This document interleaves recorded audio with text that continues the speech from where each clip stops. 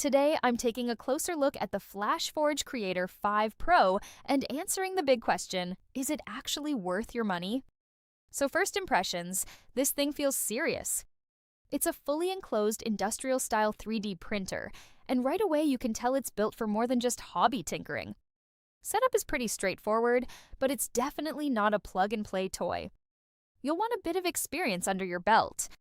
What really stands out is the dual independent extruder system.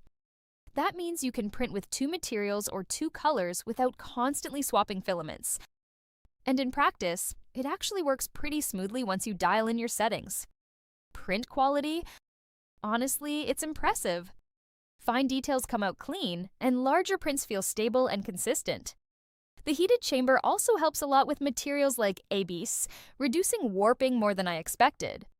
Now, it's not perfect. It's on the expensive side, and the software can feel a bit clunky compared to newer ecosystems. Also, it's not the quietest machine out there. So, is the Flashforge Creator 5 Pro worth it? If you're a serious maker or small business, yes, it's a solid workhorse. Beginners, though, might want something simpler to start with.